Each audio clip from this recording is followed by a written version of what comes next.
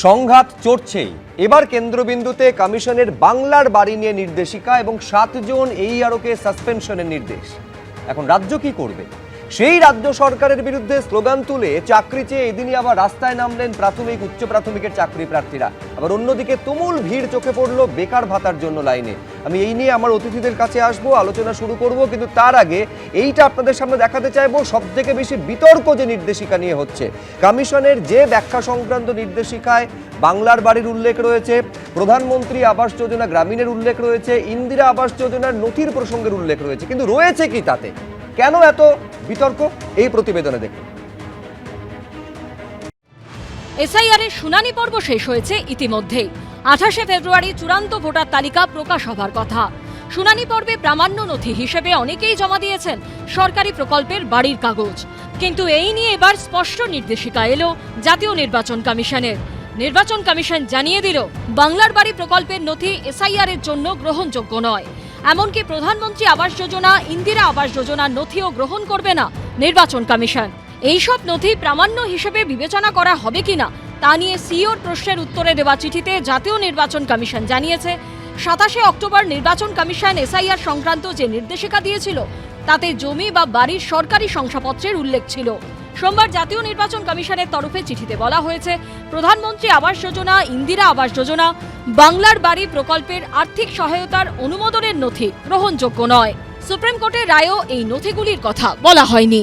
এর আগে এসআইআর নথি নিয়ে কমিশনের নির্দেশিকায় বলা হয়েছিল, কেন্দ্রীয় অথবা রাজ্য সরকারের কর্মী হিসেবে কাজ করেছেন অথবা পেনশন পান এমন পরিচয়পত্র।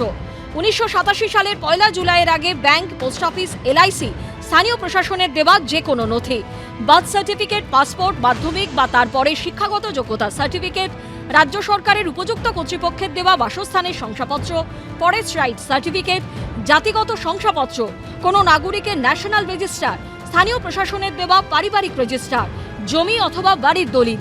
এছাড়া সুপ্রিম কোর্টের নির্দেশ অনুযায়ী পরিচয়পত্র হিসাবে আধার কার্ড দেখানো যাবে, তবে তা দেখিয়ে নাগরিকত্বের দাবি করা যাবে না। কিন্তু এবার কমিশন সাফ জানিয়ে দিল, কেন্দ্র বা রাজ্য কোনো আবাস যোজনার নথি এসআইআর এর প্রামাণ্য হিসেবে বিবেচিত হবে না। কিন্তু প্রশ্ন হলো, ইতিমধ্যেই যারা এই নথি জমা দিয়েছেন তাদের ক্ষেত্রে কি হবে? সরকারি প্রকল্পের বাড়ির নথি ছাড়া আর কোনো নথি যারা জমা দিতে পারেননি তাদের ক্ষেত্রেই বা কি সিদ্ধান্ত নেবে কমিশন? কমিশনের নতুন নির্দেশিকা নিয়ে আপত্তি জানিয়ে তৃণমূলের তরফে পোস্ট করে বলা হয়েছে, সুপ্রিম কোর্টের নির্দেশের মর্ম লঙ্ঘন করে এবং প্রযুক্তিগত অস্পষ্টতার উপর নির্ভর করে নির্বাচন কমিশন এখন সরকারি আবাসন প্রকল্পের অধীনে জারি করা আর্থিক সহায়তা অনুমোদনের চিঠিগুলিকে বৈধ নথি হিসেবে গ্রহণ করতে অস্বীকার করছে। হিয়ারিং প্রসেস শেষ, মানুষ যার যার তথ্য বৈধভাবে আছে সুপ্রিম কোর্ট অনুমোদিত সেগুলো আপলোড করে দিয়েছেন, তারপরে আপনারা বলছেন ওটা চলবে না। কতগুলো মানুষকে কেন বিপদে ফেলছেন? তৃণমূল কংগ্রেস এত বড় চক্রান্তের কড়া বিরোধিতা করবে। আপনারা এই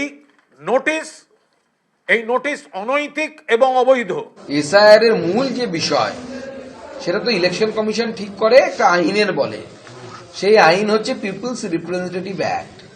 সেই পিপলস রিপ্রেজেন্টেটিভ অ্যাক্টে এটা স্পষ্ট বলা আছে যে তারাই ভোট দিতে পারবেন যারা ভারতীয় নাগরিক।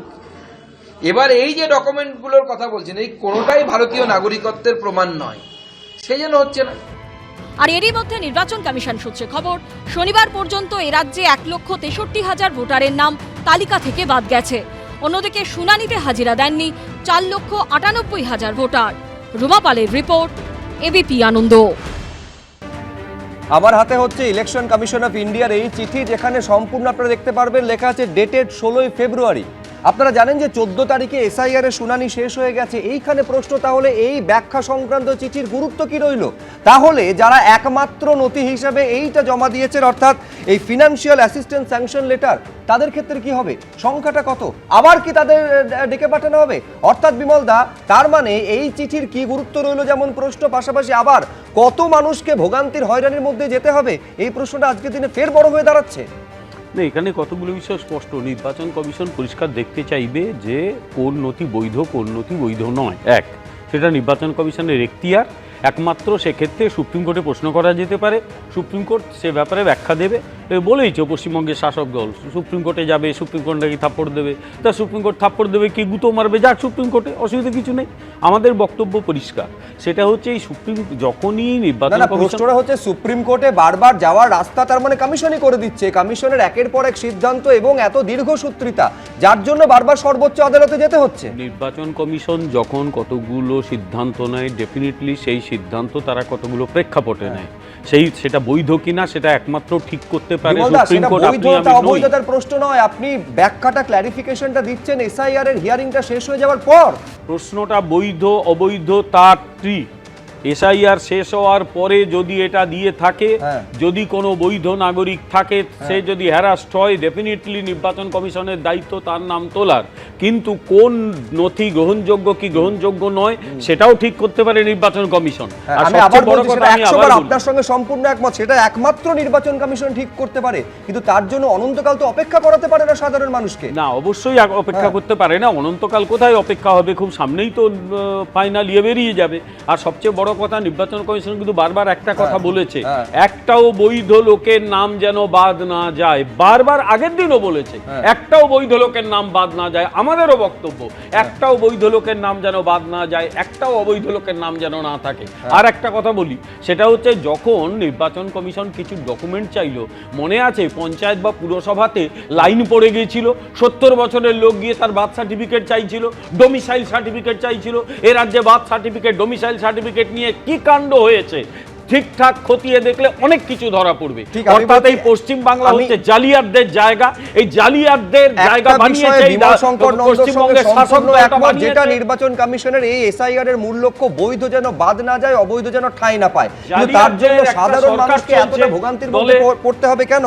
আমি এইখানে প্রদীপ্তদার কাছে আসতে চাইবো, সেটা হচ্ছে এইটা আমি এখনো বলছি যে ক্ল্যারিটির যথেষ্ট অভাব রয়েছে, স্বচ্ছতার অভাব রয়েছে। ওয়েল অ্যান্ড গুড, বলা হচ্ছে ফিনান্সিয়াল অ্যাসিস্ট্যান্স স্যাংশন লেটার এইটাকে নথি হিসেবে গ্রহণ করা হবে না, কিন্তু একটা সরকারি প্রকল্প যেটা বাংলার বাড়ি হতে পারে, ইন্দিরা আবাস হতে পারে, প্রধানমন্ত্রী আবাস যোজনা হতে পারে, তার ফিনান্সিয়াল অ্যাসিস্ট্যান্স লেটার সেটাও তো একটা সরকারি নথি, সেইটা কেন গ্রহণ করা হবে না তার কোনো ব্যাখ্যা কিন্তু এই ক্ল্যারিফিকেশন লেটারে নেই। নথি দেখলে কি তার নাগরিকতার বৈধতা প্রমাণ হয়ে যায়? বেশ, কথা হলো, আমি ট্রেনে বাসে চড়া লোক, ডেলি প্যাসেঞ্জার, আমি যখন আজকে ট্রেনে বাসে করে আসছি তোমার স্টুডিওতে, তখন অদ্ভুত দুটো প্রশ্ন শুনলাম।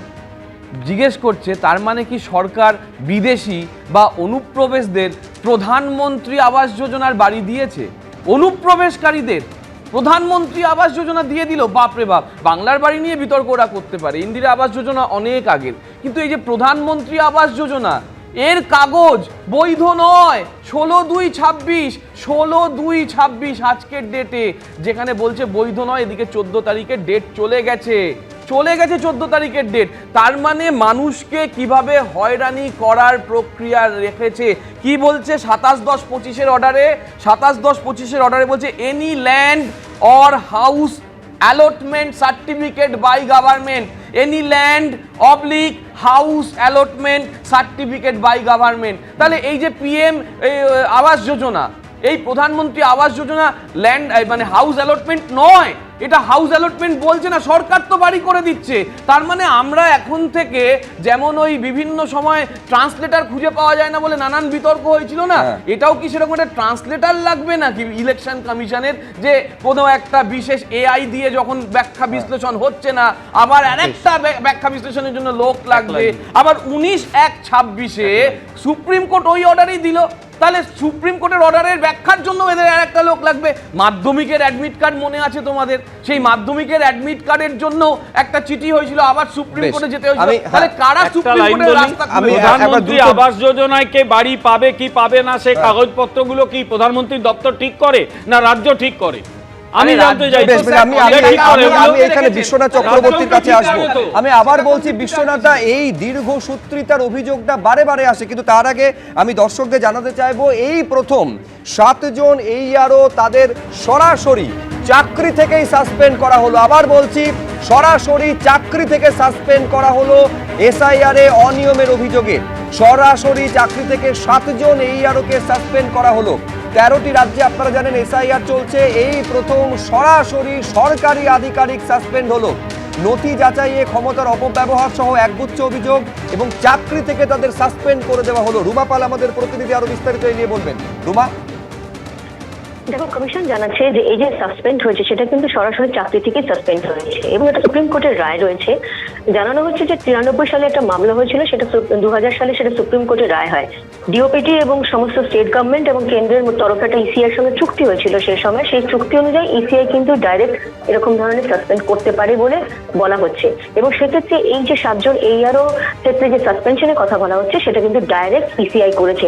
অর্থাৎ যেহেতু রাজ্য সরকারের তরফ থেকে এর আগে কিন্তু কোনো ব্যবস্থা গ্রহণ করা হয়নি, সেই কারণেই কিন্তু নির্বাচন কমিশন সরাসরি এদের গাফিলতির জন্য, কর্তব্যের গাফিলতির জন্য এবং তাদের যে ক্ষমতার অপব্যবহারের জন্য কিন্তু সরাসরি তাদের চাকরি থেকেই কিন্তু সাসপেনশন করলো, এমনটাই কিন্তু জানাচ্ছে কমিশন।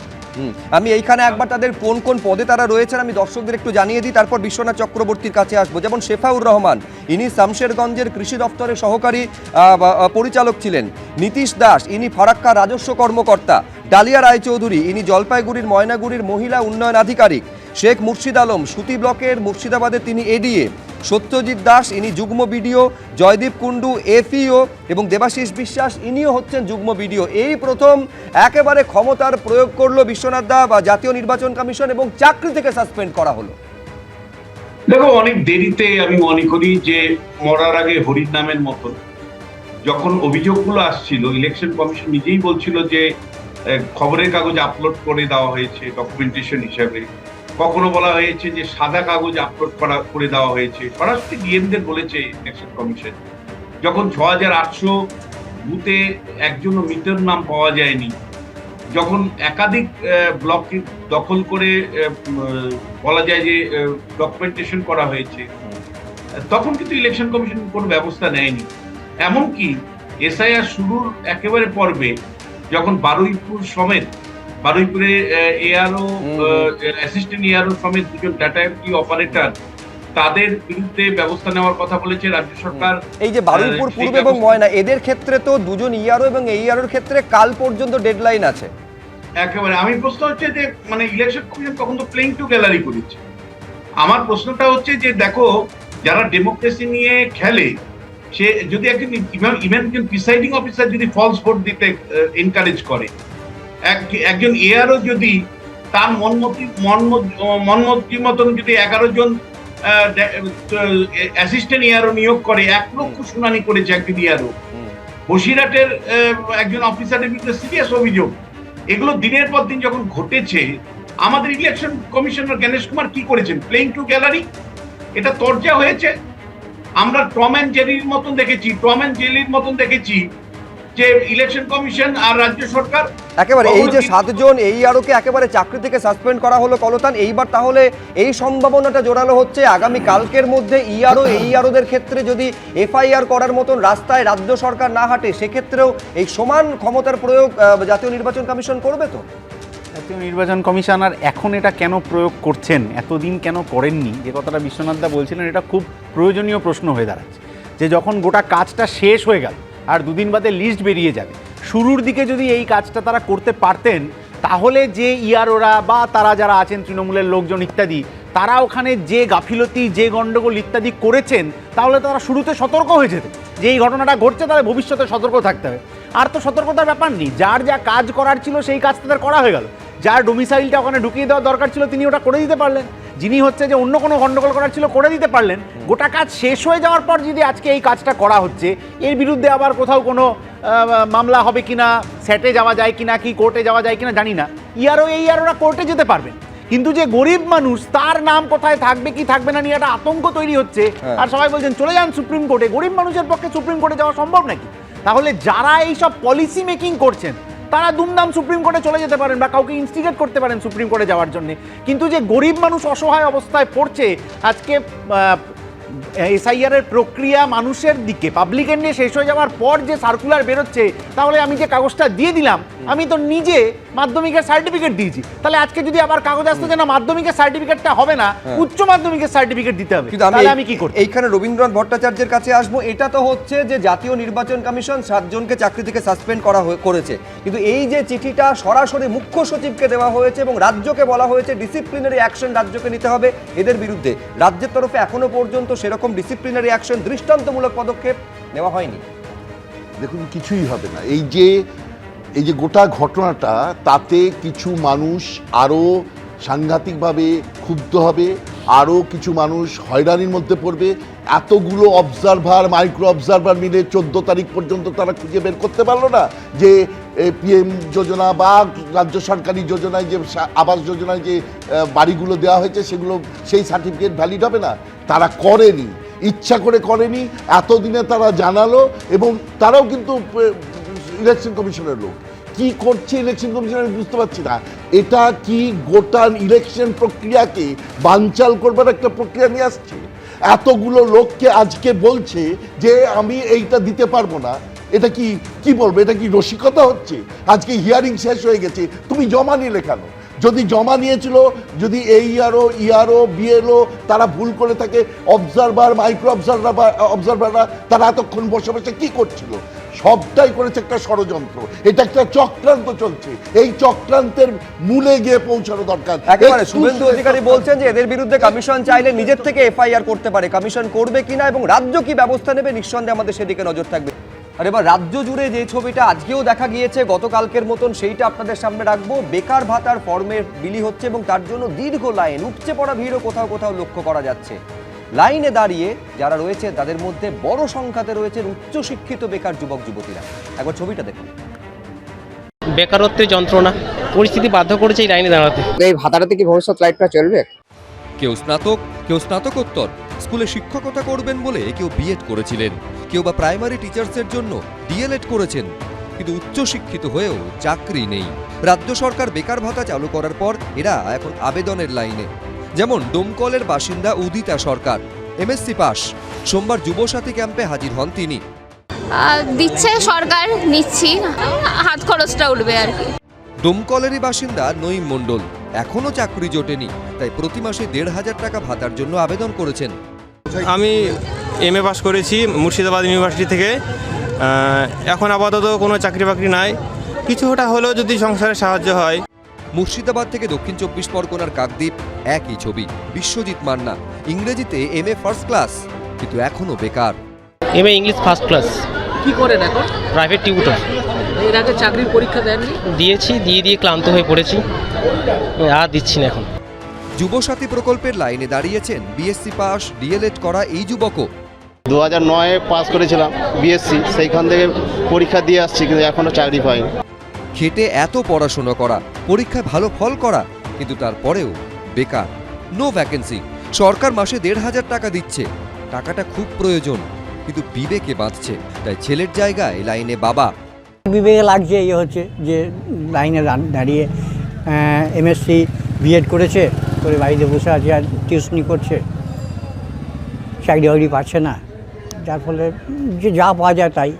বর্তমান যুগে কোনো বাবা কি ছেলে বেকার ভাতা নেওয়ার জন্য খুশি হয়? 1,500 টাকা পাবে, এতে আরো মানে নেশার ভাঙ বাড়বে, এছাড়া আর কিছুই হবে না। শিল্পটা হলেই আমাদের ভালো হতো, কর্মসংস্থান হলেই ভালো হতো। কলকাতায় আবার ভাতার লাইনে দেখা গেল ইঞ্জিনিয়ারিং এর ছাত্রকে। অফকোর্স, হ্যাঁ, যতটুকু হেল্প হয় অফকোর্স। কোচবিহার থেকে কাকদ্বীপ, বাঁকুড়া থেকে মুর্শিদাবাদ, জেলায় জেলায় যুবসাথীর লাইনে উপচে পড়ছে ভিড়। লাইনে দাঁড়িয়ে উচ্চশিক্ষিত বেকার যুবক যুবতীরা। ভাতা দিয়ে হয়তো সাময়িক কিছু সুরাহা হবে, কিন্তু সবার মুখে একটাই কথা, চাকরি চাই, একটা চাকরি। গৌতম মণ্ডল, রানা দাস, রাজীব চৌধুরী, এবিপি আনন্দ। একবার কল্পনা করুন যে বিশাল যে লাইনটা দেখা যাচ্ছে যুবক যুবতীদের মধ্যে, এই যে উৎসাহটা দেখা যাচ্ছে, এটা কোনো একটা ইন্টারভিউর জন্য হচ্ছে, বা কোথাও একটা চাকরির জন্য, কোথাও একটা পরীক্ষার জন্য, সরকারি চাকরির পরীক্ষার জন্য বিপুল উৎসাহে মানুষ বা যুবক যুবতীরা তারা লাইনে দাঁড়িয়েছেন। সেটা কিন্তু ইতিবাচক একটা ছবি হতো। আমি প্রদীপ্তদার কাছে আসবো, আমি বলছি এই ছবিটা কি রাজ্যের ভাবমূর্তি ভীষণ উজ্জ্বল হচ্ছে? প্রদীপ্তদা, বেকারত্বের এই মুহূর্তে আমাদের রাজ্যের কি করুণ অবস্থা, এই ছবিগুলোই তো তুলে ধরছে। তুমি যে ছবিটা দেখানোর কথা ভাবছিলে, তুমি জাস্ট চলে যাও যেখানে আন্দোলন হচ্ছে তার কাছাকাছি জায়গায়, সেইখানে দেখবে আনন্দলোক হসপিটালের ঠিক পিছনটায় প্রত্যেক দিন 10টা করে বোর্ড বসছে, 50 জন করে প্রতি বোর্ডে ইন্টারভিউ দিচ্ছে, 500 জন করে প্রতি বোর্ডে ইন্টারভিউ দিচ্ছে। ইতিমধ্যে 13,000-এর চাকরির রিক্রুটমেন্টের জন্য টেট প্রক্রিয়ায় যারা পাশ করে এসছে প্রাইমারি বোর্ডে তাদের ইন্টারভিউ প্রসেস চলছে।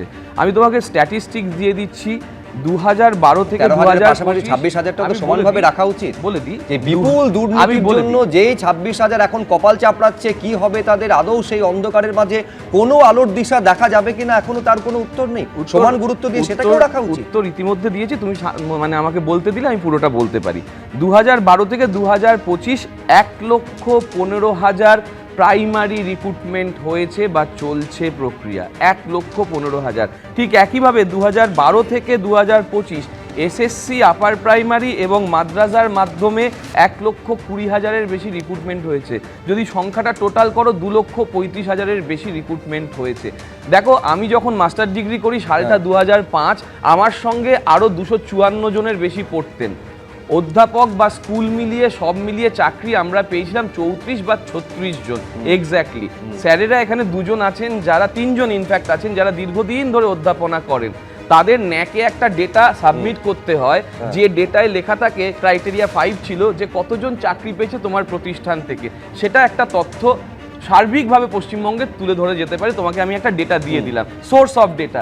আমাকে বলুন যে স্যারেদের থেকে যারা 2011 বা তার আগে পাস করেছে কতজন সংখ্যায় চাকরি পেয়েছে, কত পার্সেন্টেজ। ফলে যেভাবে দেখানোর চেষ্টা হচ্ছে ব্যাপারটা ততটা কিনা সেটা একটা সন্দেহের, কিন্তু বেশ আমি এর পাশাপাশি আজকের একাধিক ছবিগুলো রাখতে চাইবো এবং তারপর বিমল শঙ্কর নন্দর কাছে আসবো। যেভাবে আপার প্রাইমারি চাকরি প্রার্থীরা তারা এখনো পর্যন্ত সংখ্যাটা বেশ কয়েক হাজার, তারা চাকরি পাননি এবং এখন তাদের রাস্তায় নামতে হচ্ছে, এটা ইতিবাচক দিক। সমান গুরুত্ব দিয়ে রাখুন যারা প্রাইমারি চাকরি প্রার্থীরা, তাদের অভিযোগটা আরো মারাত্মক। সুপ্রিম কোর্টের নির্দেশ রয়েছে কিন্তু তারপরেও তাদের ইন্টারভিউতে অংশগ্রহণ করতে দিচ্ছে না এই রাজ্যের সরকার, খুব ভালো দিক। পাশাপাশি রাখুন সিভিল ডিফেন্সের যারা কর্মীরা রয়েছেন তারা আজকে রাস্তায় নেমেছেন, তারা বলছেন দৈনিক 50 টাকায় আমাদের চলতে বাধ্য করছে সরকার, এই সরকার কেন আমাদের স্থায়ী করবেন না? আমি বলছি পরপর এই ছবিগুলো এই রাজ্যের জন্য খুব আশাব্যঞ্জক ছবি বলে বিমলদার মনে হচ্ছে না। দেখো, একটা কথা বলি, ভগবান যখন যাকে শেষ করেন না প্রথম তার মাথাটাকে শেষ করে দেন। এরা যে শেষ হবে, এদের এই ডিসিশনগুলো বোঝা যাচ্ছে এদের ব্রেনটা গেছে। 2011 আগে সিপিএমের বিভিন্ন ডিসিশন দেখে আমরা বলতাম যে এদের মাথাটা গেছে, এরা শিগগিরই যাবে। এদের মাথার এই বিকৃতি দেখে মনে হচ্ছে এরা যাবে। এরা ভেবেছিল ওই বেকারদের লাইনে দাঁড়িয়ে বোধহয় গোটা দুনিয়াকে দেখিয়ে দেবে এবং বেকাররা দলে দলে এদের ভোট দিয়ে দেবে। পশ্চিম বাংলার যে কি ভয়ঙ্কর চিত্র কিন্তু এই লাইনে বোঝা যাচ্ছে। সে তুলনায় যদি এই পরীক্ষার সময়ে অনলাইন করতো লজ্জাটা কিছুটা ঢাকা যেত।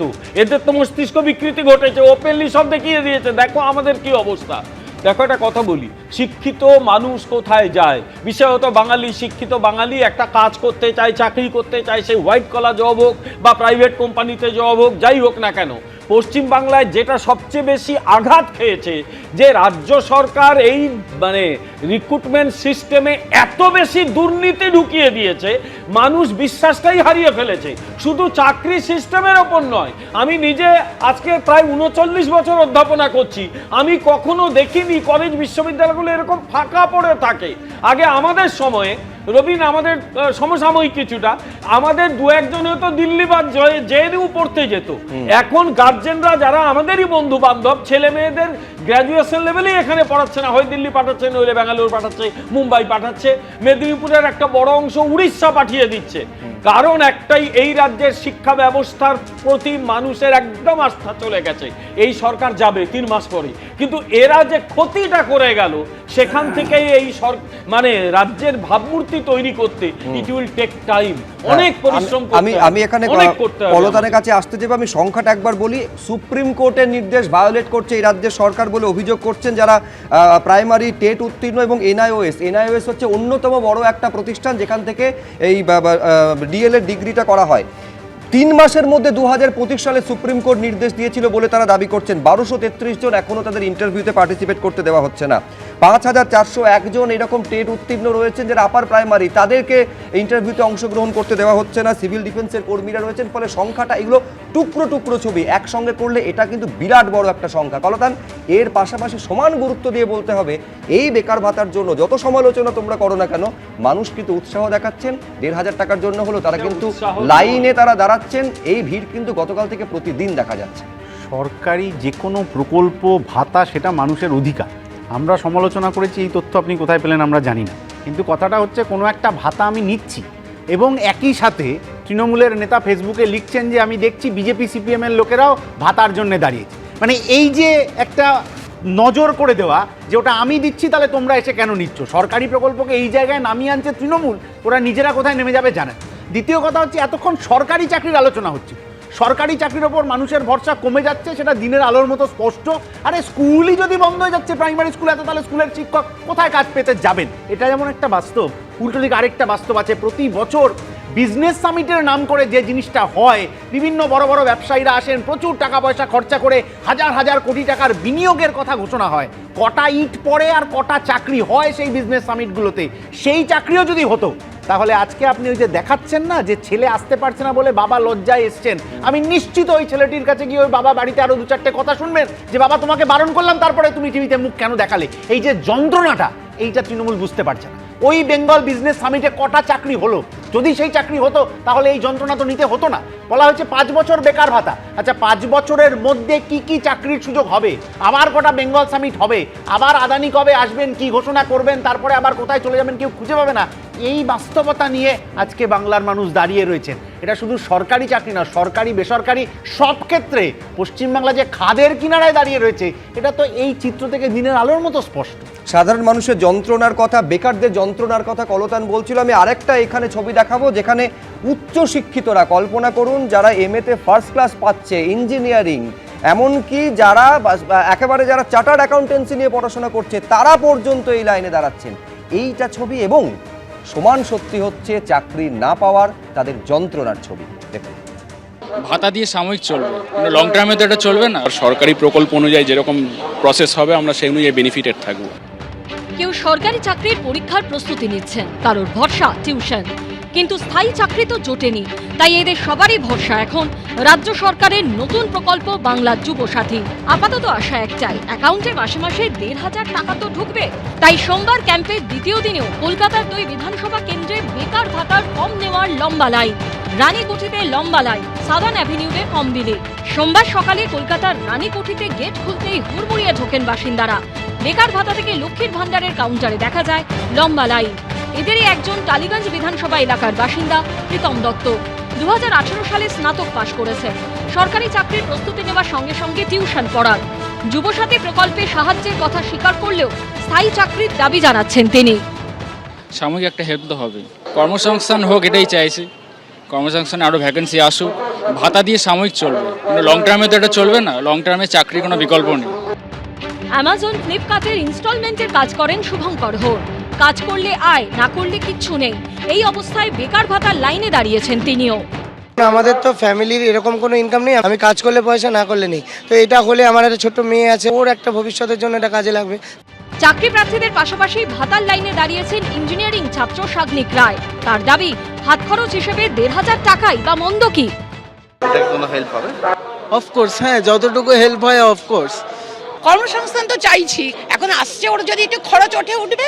টালিগঞ্জের পাশাপাশি কলকাতার রাসবিহারী কেন্দ্র কার্যত একই ছবি দেখা গেছে। সেখানেও ভাতার ভালো মন্দে শোনা গেল মিশ্র প্রতিক্রিয়া। ঠিকই আছে মোটামুটি, দিদি আমাদেরকে দেখছে, আমরা দিদিকে সাপোর্ট করি, কিছুটা হলেও হেল্প হবে। আবেদন একটাই হচ্ছে চাকরি, এছাড়া আর কিছুই না। আর যেটা এখন পাচ্ছি ঠিক আছে, চলো হাত খরচা উঠে যাবে, মেন হচ্ছে জবটা। কেউ ভাতায় বিশ্বাস রাখছে, কারোর দাবি চাকরির সঙ্গে তুলনাই চলে না। সব মিলিয়ে ভাতার ভালো মন্দে দরজা চলছে রাজ্যে। পার্থপ্রতিম ঘোষের রিপোর্ট, এবিপি আনন্দ, কলকাতা। দেখুন, অনেকে এরকম বলছেন যে বিধানসভা নির্বাচনের আগে সবথেকে যে দুটো প্রকল্প গুরুত্ব পাচ্ছে এই সরকারের কাছে বা শাসক দলের কাছে, তার একটা হচ্ছে বাংলার যুবসাথী প্রকল্প, আরেক লক্ষ্মীর ভান্ডার। সেই কারণেই 15ই অগস্ট থেকে যেটা শুরু হওয়ার কথা একেবারে 4 মাস এগিয়ে 1 এপ্রিল থেকে শুরু করার কথা মাননীয় মুখ্যমন্ত্রী বলেন, এবং লক্ষ্মীর ভাণ্ডার ঘোষণার পর 24 ঘন্টাও কাটে না তার আগে একেবারে বর্ধিত টাকাটা মহিলাদের অ্যাকাউন্টে ঢুকে যায়। এতে হয়তো তৃণমূলের ভোট বাক্সে ডিভিডেন্ড পেতে পারে, কিন্তু বেকারত্বের আমাদের রাজ্যের যে করুণ ছবিটা বিশ্বনাথ দা, সেখানে কোনো বদল আনবে কি? না দেখো, স্বপ্নের সদাগর অর্থাৎ 2021 সালে মমতা বন্দ্যোপাধ্যায় বলেছিলেন ডবল ডবল চাকরি। স্বপ্নের সদাগর দুঃস্বপ্নের সদাগরে পরিণত হয়েছে বেকারদের জন্য। তো এখানে আমরা যারা আলোচনায় বসেছি সবাই আমাদের স্থায়ী চাকরি করি, সবার আমাদের বউ বাচ্চা নিয়ে সংসার করি। তুমি আমায় বলো, বেকার ছেলেদের যদি কাজ না জুটে স্বপ্ন সত্যি পূরণ হবে? সংসার গড়ে তুলতে পারবে? বউ বাচ্চা তৈরি করতে পারবে? ফলে আমরা যারা প্রিভিলেজ তারা আমরা বেকারত্বের জ্বালা বুঝতে পারবো না। আর ডবল ডবল চাকরি যারা বলেছিলেন কেবলমাত্র স্বপ্ন বিলি করেছিলেন ভোটের রাজনীতির জন্য 2021 সালে। আজকে বেআব্রু হয়েছেন। একসময় মমতা বন্দ্যোপাধ্যায় বলেছিলেন এই রাজ্যে 40% কর্মসংস্থান হয়েছে। যদি 40% কর্মসংস্থান হতো তাহলে এরকম লাখ লাখ অন্তর্বর্তী বাজেট যেদিন পেশ হলো বিশ্বনাথ দা, সেদিনও মমতা বন্দ্যোপাধ্যায় বলছেন যে প্রায় 45% বেকারত্ব কমিয়েছি। বিশ্বনাথ চক্রবর্তী, আমি থামালাম। বিশ্বনাথ দা লাখ লাখ লোক কি করে মানে লাইনে দাঁড়াচ্ছে। এবং তুমি বলছি 2013 বাজেটে যুবশ্রী বলে একটা প্রকল্প করেছিল, তাতে 17 লক্ষ বেকার নাম লিখিয়েছিল। মমতা বন্দ্যোপাধ্যায় 1 লক্ষ বেকারদেরকে 1000 টাকা করে ভাতা দেওয়ার পরে সব বন্ধ করে দিয়েছিল। 16 লক্ষ বেকার যারা নাম লিখিয়েছিল তাদেরকে তো আপনি ভাতা দেননি। ফলে এই ভাতা বহন করতে গেলে 40,000 কোটি টাকা লাগবে বাজেটে। তাহলে এই প্রকল্পটা যে অতীতে কিন্তু চালু করেছিল একবার, সেইবার কিন্তু মমতা বন্দ্যোপাধ্যায় ভাওতা দিয়ে সেই প্রকল্প বন্ধ করে দিয়েছিল। 17 লক্ষ নাম লিখিয়েছিল, 1 লক্ষকে কোনো রকমে 1 বছর টেনেছিল, তারপরে 16 লক্ষকে 1 পয়সাও ছোঁয়ায়নি। ফলে এটা এমন তো নয় যে কেবলমাত্র নির্বাচন, মানে যেহেতু যুব সমাজের মধ্যে ক্ষোভ বিক্ষোভ আছে, চাকরি নেই, কর্মসংস্থান নেই, তোমার গিয়ে চাকরি এই সময় অনেক দুর্নীতির জন্য লোকে খুইয়েছে এবং শিল্প নেই, ফলে একটা বিরাট সংকট। নিঃসন্দেহে প্রদীপ্ত দাদার উত্তর দেবেন, আমি রবীন্দ্রনাথ ভট্টাচার্যের কাছেও আসবো। এই আলোচনায় প্রদীপ্ত মুখোপাধ্যায় একটা তথ্য দিচ্ছিলেন, আমি একটা পাল্টা তথ্য দিই। 2017 সালে মালদা মেডিকেল কলেজে ডোম পদের জন্য একজন যারা অ্যাপ্লাই করেছিলেন সেই তালিকায় কারা ছিলেন শুনবেন। সেই তালিকায় ছিলেন পিএইচডি, এমফিল, পোস্ট গ্রাজুয়েট উত্তীর্ণরা। ভাবুন, একটা ডোম, সেটাও আবার হচ্ছে অস্থায়ী পদ। 4 বছর পর 2021 সালে এনআরএসে ওই অস্থায়ী ডোম পদের জন্য ন্যূনতম যোগ্যতা ছিল ক্লাস 8 পাস। যারা আবেদন করেছিলেন সেই তালিকায় 500 জনের কাছাকাছি ছিলেন এমএ স্নাতকোত্তর, 2200 জন ছিলেন স্নাতক এবং 100 জন ছিলেন ইঞ্জিনিয়ারিং ডিগ্রিধারী। ভাবুন, আমাদের রাজ্যের এই রকম চাকরির পরিস্থিতি, এই রকম হচ্ছে কাজের হাল। আমি বলছি 2026 সালে রবীন্দ্রনাথবাবু ছবিটা এতটুকুও বদলেছে বলে মনে হচ্ছে? হ্যাঁ, সেটা তো নিশ্চয়ই, মানে কোনো বদলাই তো নেই, দিনের পর দিন বেড়ে যাচ্ছে। কিন্তু আমি এই ক্ষেত্রে আরেকটা কথাও যোগ করতে চাইবো। আমরা যখন পাশ করেছিলাম তখন কিন্তু রাজ্য এবং কেন্দ্র উভয়েরই একটা কর্মসংস্থানের জায়গা ছিল। এলআইসি ছিল, রেলওয়েজ ছিল, ব্যাংক ছিল, পোস্ট অফিস ছিল, সব বন্ধ হয়ে গেছে, সব বন্ধ, কোথাও কোনো রিক্রুটমেন্ট নেই। এখন ছেলেমেয়েগুলো শুধু স্কুল কলেজ, সেখানে তাদের হয় চুরি হচ্ছে, নয় চাকরি চুরি হয়ে যাচ্ছে, নাই হচ্ছে না। কলেজ সার্ভিস কমিশন 3 বছর অন্তর অ্যাডভার্টাইজ করছে, এইরকম অবস্থা।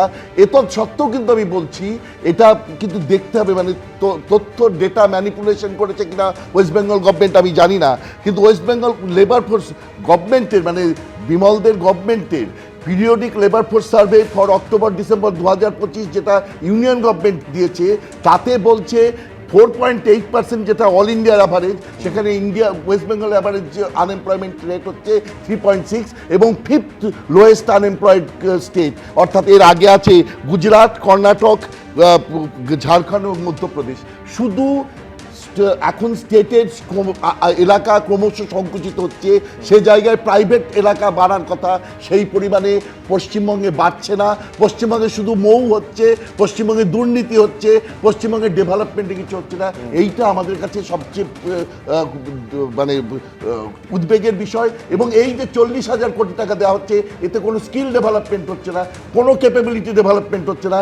বরং এই 40,000 কোটি টাকা দিয়ে যদি একটা স্কিল ডেভেলপমেন্টের ব্যবস্থা করা হতো, তাহলে আমাদের দেশের পরবর্তী 5 বছর বাদে কি হতে পারে সেটার একটা ভবিষ্যৎ হতো, সেই ব্যাপারে চিন্তা এই হচ্ছে। সংখ্যা না, আমি বলছি এই প্রসঙ্গটা ওঠে যে এই একেবারে সরকারি বেকারদের ক্ষেত্রে ভাতা দেওয়ার জন্য এই 1 বছরের জন্য 5,000 কোটি টাকা ধরা হয়েছে, কিন্তু সেই 25% ডিএর জন্য সেটা ইমিডিয়েট মিটিয়ে দিতে বলেছিল সুপ্রিম কোর্ট। সেখান থেকে সেই তৎপরতা সেক্ষেত্রে কেন দেখা যায় না? কিন্তু যেহেতু এটা সরকারি ভাতা এবং সরকারি প্রকল্পের বারে বারে প্রশ্ন উঠছিল, আমি প্রদীপ্তদার কাছে আসবো। আমি মনে পড়ে যাচ্ছে মুখ্যমন্ত্রী একবার আক্ষেপের সুরে বলেছিলেন যে সমব্যথীর 2,000 টাকা থেকেও 200 টাকা কাটমানি নিতে হবে। বিজেপির তরফে এইটা বলা হচ্ছে প্রদীপ্ত দা, তৃণমূলে 1,500 টাকা থেকেও কাটমানি নেবে। বিজেপি যা বলছে সেটা আবার 2026-এ তার প্রমাণ পাবো, কিন্তু বেকারত্বের জ্বালা নিয়ে আমরা যারা স্থায়ী চাকরি করি তারা কত চিন্তিত হচ্ছি। স্থায়ী চাকরি কত পার্সেন্ট পুরো ভারতে আছে? স্যাট তথ্য তুললেন, রেল, ভেল, সেল, এয়ারলাইন থেকে শুরু করে ব্যাংক। পশ্চিমবঙ্গে তো প্রচুর কেন্দ্রীয় সংস্থা আছে। কটা কেন্দ্রীয় সংস্থায় চাকরি হয়েছে আমার জানা নেই। 1 লক্ষ চাকরি 2024 সালের মধ্যে দিয়ে দেবো কেন্দ্রীয়, 10 লক্ষ চাকরি কই দিয়েছে কেন্দ্র সরকার আমার জানা নেই। আমি শুধু বলবো একটা কম্পারেটিভ অ্যানালিসিস। আমার রাজ্য বলা হচ্ছে তো, সেটা তৃণমূল যদি ডবল ডবল চাকরি দিত একেবারে আমি বলে দিই বিজেপির মুখে জামা ঘষে দেওয়া যেত। দেয়া হচ্ছে বলেই তো বলছি কম্পারেটিভ অ্যানালিসিস করে দেখিয়ে দাও। তথ্য বলে দিই, ইএসআই এবং পিএফ এর ডেটা অ্যানালাইসিস করো, দেখবে পশ্চিমবঙ্গ কথা বলছি। আমি বলছি এই প্রশ্নগুলো তো আসবে যে প্রতি বছর যে প্রায় প্রচুর খরচ করে বিজিবিএস করা হয়, সেখান থেকে মৌ স্বাক্ষরিত হয়, তার বাস্তবায়িত কত হয়, কত কর্মসংস্থান হয়? বিমল শঙ্কর নন্দ, পশ্চিমবঙ্গের আগে 40% মানে কর্মসংস্থান বেকারত্ব কমানো হয়েছে, তার মানে 60% বেকারত্ব রয়েছে। এখানে যেটা রবীন যে তথ্যটা দিল, আমি পরিষ্কার বলি, এখানে সিভিক আর পার্ট টাইম ধরা হয়েছে, সিভিক এবং পার্ট টাইমকেও এখানে চাকরি ধরা হয়েছে। পশ্চিমবঙ্গ সরকার এখানে তথ্যের জালিয়াতি করে, এই জালিয়াতের সরকারের কাছ থেকে আর কি আশা করব? কোন স্থায়ী চাকরি নেই, প্রতিটি কলেজ, বিশ্ববিদ্যালয়, স্কুল ফাঁকা পড়ে আছে, এরা সিভিকে চাকরি দিচ্ছে, কেন্দ্রীয় সরকার সেখানে কর্মসংস্থানের কাজের সুযোগ তৈরি করছে। এই নিয়ে আমি চ্যালেঞ্জ করছি। আমার প্রশ্ন হচ্ছে এই যে একেবারে এত অস্থায়ী পদ, চাকরি নেই, আমি বলছি কোথাও কি এই বেকার ভাতা দিয়ে মনে হয় কলতান তোমার যে এই প্রতিবাদের মুখগুলো বন্ধ করা যেতে পারে? প্রতিবাদের মুখ আর কেউ বন্ধ করতে পারবেন না, কারণ মোদি আর মমতার মধ্যে একটাই মিল যে এদের হোর্ডিং এ প্রচুর ছবি দেখা যায়, কিন্তু কোনো হোর্ডিং এ একটা ফিতে কাটা দেখা যায়। একটা কারখানা তৈরি হলো না, কিন্তু চাকরি চলে। 34 বছরেই তো পিএফ আর ইএসআই পেয়েছে। আজকে যে পিএফ ইএসআই এর তালিকা দেখাচ্ছে, আজকে 12 সালের যে তালিকা দেখাচ্ছে, তারা বামামলের চাকরি, আর আপনারা বলে যারা পড়াশোনা করেছেন তারা কেউ চাকরি হবে রাস্তায় বসেছে, খালি চোরেরা চাকরি পেয়েছে, দুর্নীতিগ্রস্তরা চাকরি পেয়েছে। এই পিএফ আর ইএসআই এর হিসাবটা এখনো পর্যন্ত 15 বছর পরেও সেই 34 বছরের উদাহরণ তুলে দিতে হয় কতটা কাজ করেছে তৃণমূল সেটা প্রতিষ্ঠা করার জন্য। দ্রুত বিশ্বনাথ চক্রবর্তী। দেখো, আমি মনে করি যে যারা ফার্স্ট ক্লাস পেয়ে লাইনে দাঁড়িয়েছে তারা সম্মান আশা করে, তারা প্রত্যাশা করে একটা সরকার দায়বদ্ধ থাকবে, দায়িত্বশীল থাকবে। এবং আমি তোমায় বলছি, গত 15 বছরের তৃণমূল শাসনকালে 6,22,000 সরকারি পদ, আবারও বলছি 6,22,000 সরকারি পদ শূন্য হওয়ার পরেও সেই পদগুলো পূরণ হয়নি। কেবল বেকারত্বের জায়গা থেকে নেই, মানে গভর্নেন্সের জায়গাটাই কিন্তু আজকে অ্যাড্রেস হচ্ছে না। পুলিশ বিভাগ যারা আইন শৃঙ্খলা রক্ষা করে তাদের 40% শর্টেজে কাজ করতে হয়। যারা মানে শিক্ষা দপ্তরে আছে, আমরা যারা অধ্যাপনার কাজ করি, এক একটা কলেজ বিশ্ববিদ্যালয়ে শিক্ষকদের পদ কিভাবে শূন্য আমরা জানি, আর নন টিচিং ছাড়া কিভাবে চলছে কলেজ বিশ্ববিদ্যালয়গুলো। ফলে আমার প্রশ্ন হচ্ছে, বেকারত্বের জায়গাটাকে যদি সরকার অ্যাড্রেস করতে না চায়, কেবলমাত্র গিমিক দিয়ে যদি রাজনীতি করে, এই যে অস্থায়ী চাকরি স্থায়ীকরণের দাবি থেকে শুরু করে শূন্য পদ পূরণ, এই দাবিগুলোকেও সমান গুরুত্ব দিয়ে কবে সরকার শুনবে এবং সেক্ষেত্রে তৎপরতা দেখাবে, নিঃসন্দেহে এই মুহূর্তে দাঁড়িয়ে সেটাও সমান প্রাসঙ্গিক একটা প্রশ্ন। আপাতত আলোচনা এইখানে শেষ করব।